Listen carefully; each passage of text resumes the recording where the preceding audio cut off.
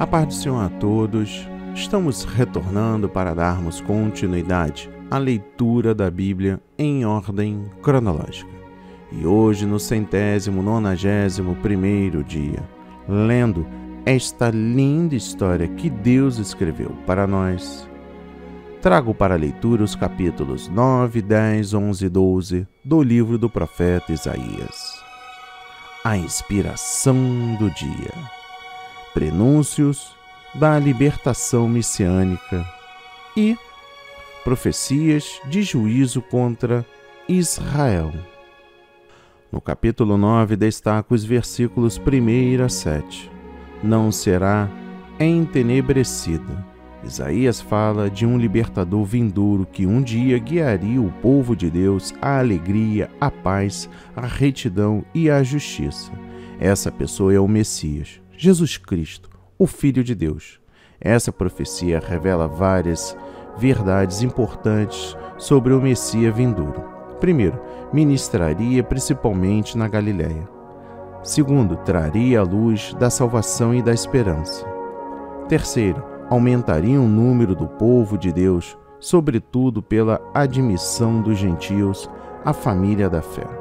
Quarto, traria a paz pelo livramento do seu povo do jugo da opressão e pela derrota de seus inimigos. Quinto, o Messias viria da nação de Israel e seria chamado Maravilhoso, Conselheiro, Deus Forte, Pai da Eternidade, Príncipe da Paz. E sexto, reinaria sobre o povo de Deus para sempre. No versículo 6 destaco porque um menino nos nasceu. Aqui temos a predição do nascimento do Messias, Jesus Cristo. Seu nascimento ocorreria num tempo e lugar específicos na história, e esse filho messiânico nasceria de modo único e maravilhoso. Isaías registra os nomes que caracterizariam sua missão como o Messias. Primeiro, maravilhoso. O próprio Messias em si seria uma maravilha sobrenatural.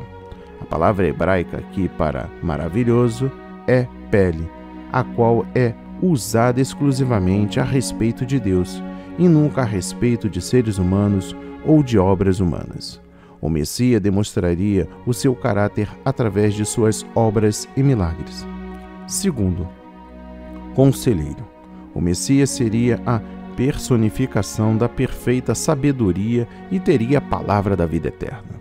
Como conselheiro, ele revelaria o plano perfeito da salvação. Terceiro, Deus Forte.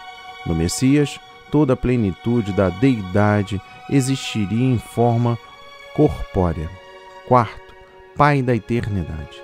Ele não somente viria a fim de revelar o Pai Celestial, como também ele mesmo agiria eternamente em favor do seu povo como um Pai compassivo que ama, que guarda e que supre as necessidades dos seus filhos. Quinto, Príncipe da Paz. O reino do Messias traria a paz com Deus à humanidade mediante a libertação do pecado e da morte. No versículo 7 destaco: deste principado e da paz não haverá fim. Nesta declaração profética do estabelecimento do reino de Cristo, não aparece a distinção entre a sua primeira e segunda vinda.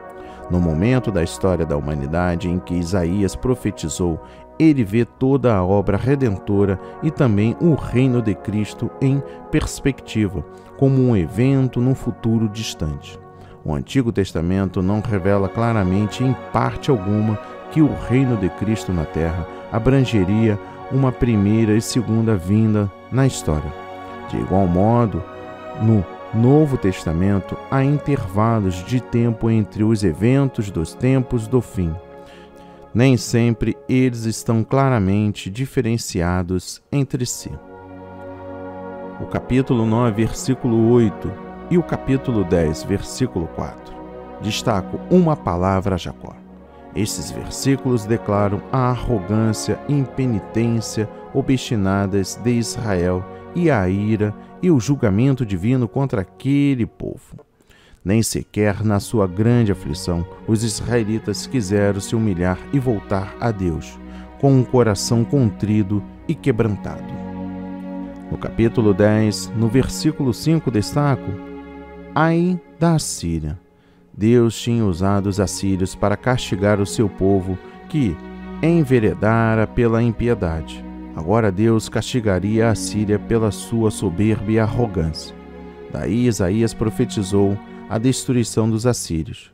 Desta profecia específica cumpriu-se quando o anjo do Senhor matou 185.000 soldados do exército assírio que sitiava Jerusalém. No versículo 20, destaco os resíduos de Israel. Isaías volta a garantir aos crentes fiéis que, depois de Deus julgar Israel, um remanescente fiel que confiava no Senhor seria preservado e restaurado. Esse remanescente seria o verdadeiro Israel. O plano divino para a salvação do mundo sempre será levado a efeito pelo remanescente que realmente crê na palavra e obedece, e não por aqueles que meramente professam que creem. Dos versículos 28 a 34, já vem chegando a Aiate. Isaías prediz a rota dos invasores assírios no seu avanço para saquear Jerusalém. O próprio Deus os abateria. No capítulo 11, destaca o versículo 1: e das suas riquezas um renovo frutificará. Isaías pinta um quadro glorioso de um novo mundo futuro, regido pelo renovo, isto é, Jesus Cristo. A palavra hebraica, natzeh, renovo, é provavelmente a raiz da qual derivou o termo Nazaré. Jesus era chamado Nazareno, que pode significar ou homem de Nazaré ou homem do renovo. Ele brotaria como um rebento da raiz de Jessé, isto é, pai de Davi, e seria governante de um mundo de paz, justiça e bondade. O cumprimento parcial desta profecia deu-se 700 anos mais tarde, quando Jesus nasceu, mas seu pleno cumprimento aguarda a segunda vinda de Cristo. No versículo 2 destaco: repousará sobre ele o Espírito do Senhor. O Messias seria poderosamente ungido pelo Espírito Santo a fim de cumprir a vontade do Pai e de trazer plena salvação às nações. A fim de executar o plano da salvação, o Messias também batizaria e ungiria os seus seguidores no Espírito Santo. Este é um requisito fundamental na obra contínua da redenção que a Igreja empreende. Nos versículos ainda 2 e complemento com o 3, o Espírito. Isaías menciona o Espírito Santo mais do que qualquer outro profeta. Esta descrição profética da unção do Messias relaciona-se com seu caráter e estatura espiritual. O Messias tem a plenitude do Espírito e seus gloriosos dons celestiais são descritos como: primeiro, o Espírito; segundo, sabedoria; terceiro, inteligência; quarto, conselho; quinto, fortaleza; sexto, conhecimento; e sétimo, temor do Senhor. A plenitude de dons contida nesta descrição não tem precedente nas Escrituras. Esses dons, sob 7 aspectos, falam da sua plenitude no Messias. No versículo 4, destaco: ferirá a terra. Este versículo refere-se à volta de Cristo à terra para juízo e destruição de todos os ímpios. Este justo juízo é necessário para o estabelecimento do seu governo perfeito e justo. No versículo 5, justiça e verdade. A justiça e a verdade são elementos essenciais do reino do Messias.